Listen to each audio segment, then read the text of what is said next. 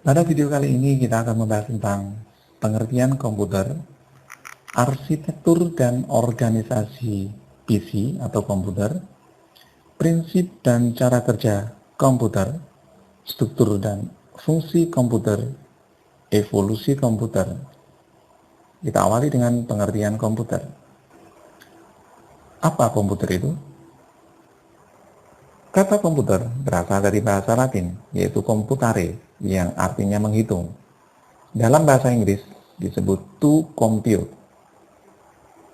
Atau dalam definisi lain, sekumpulan alat elektronik yang saling bekerja sama dapat menerima data atau input, mengolah data atau proses, dan memberikan informasi atau output, serta terkoordinasi di bawah kontrol program yang tersimpan di memorinya. Selanjutnya, arsitektur dan organisasi komputer atau PC. Definisi arsitektur komputer adalah konsep perencanaan dan struktur pengorganisasian dasar dari suatu sistem komputer. Dalam hal ini, implementasi perencanaan dari masing-masing bagian akan lebih difokuskan terutama mengenai bagaimana CPU akan bekerja dan mengenai cara pengaksesan data dari dan ke memori cache, RAM, ROM, hard disk, dan lain-lain. Prinsip dan cara kerja komputer menurut John von Neumann. Input dilanjutkan ke memori, dilanjutkan ke proses, dan di dalam proses terdapat CPU, control unit, juga terdapat ALU, arithmetic logical unit, yaitu penjumlahan, pengurangan, perkalian, dan pembagian. Dikembalikan lagi ke memori, dan memori akan melanjutkan ke output. Contoh, saat kita mengoperasikan komputer, ketika kita mengetikkan data 40 ditambah 40, akan dilanjutkan ke memori, dari memori lanjut ke proses, kemudian di dalam diolah oleh CPU dan ALU mengetahui bahwa ini adalah penjumlahan. Setelah mengetahui hasilnya, data akan dikirim kembali ke memori dan memori akan mengirim ke output. Dalam hal ini, hasil akan ditampilkan ke layar monitor, yaitu 80. Struktur dan fungsi komputer.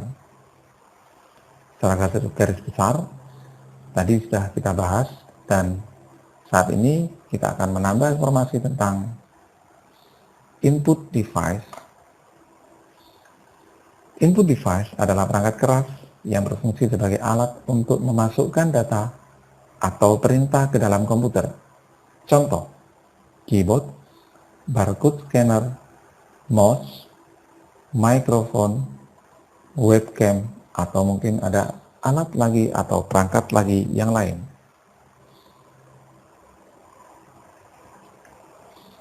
I/O port. Semua data, baik itu yang input ataupun yang keluar menuju ke output melalui port ini, I/O port. Menerima ataupun mengirim data keluar sistem. Peralatan input dan output di atas terhubung melalui port ini. Kemudian, ada bagian yang mengirim data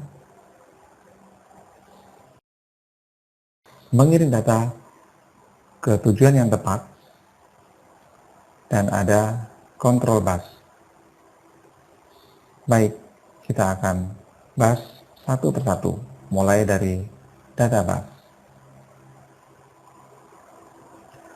Data bus adalah jalur penghubung alat pada komputer yang digunakan sebagai media dalam proses melewatkan data dalam suatu proses. Data bus bisa diibaratkan sebagai sebuah pipa. Lebar data bus ini menentukan kinerja sistem secara keseluruhan. Sifatnya bidirectional, artinya CPU dapat membaca dan menerima data melalui data bus ini.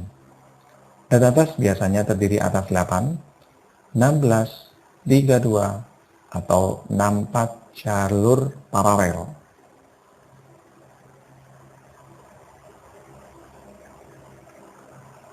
Kemudian address bus digunakan untuk menandakan lokasi sumber ataupun tujuan pada proses transfer data.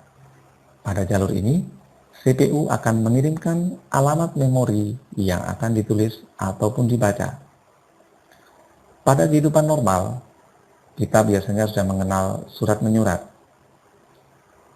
Jika data dianggap sebagai surat, maka surat akan dimasukkan dalam amplop dan diberikan alamat.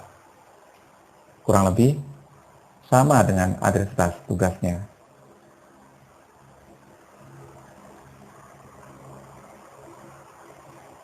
Control bus.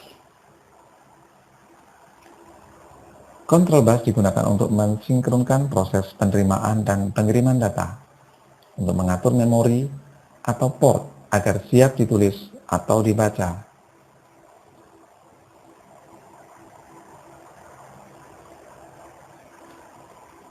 Output device adalah perangkat keras yang berfungsi untuk menampilkan keluaran sebagai hasil pengolahan data. Keluaran dapat berupa hard copy atau kertas, soft copy, atau akan ditampilkan ke monitor, atau berupa suara. Nah, demikian tadi struktur dan fungsi komputer.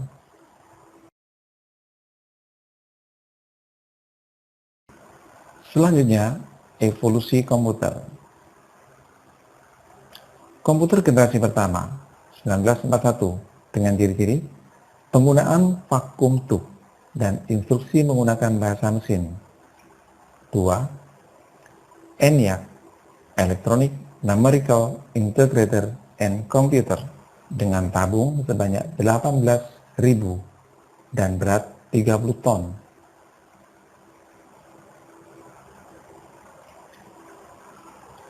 Komputer generasi kedua, 1948, dengan ciri-ciri menggunakan transistor IBM 1401, sudah memiliki sistem operasi, program, dan media penyimpan atau disket.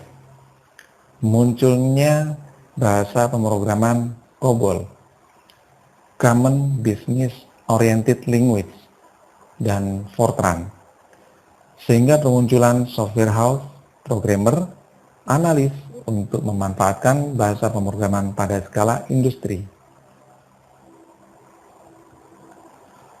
Komputer generasi ketiga, 1958, dengan ciri-ciri penggunaan IC, Integrated Circuit, kombinasi 3 komponen elektronik dalam sebuah piringan silikon kecil yang terbuat dari pasir kuarsa. Munculnya chip semikonduktor, gabungan antara IC, gabungan banyaknya IC dalam satu chip yang dapat diprogram sesuai dengan kebutuhan.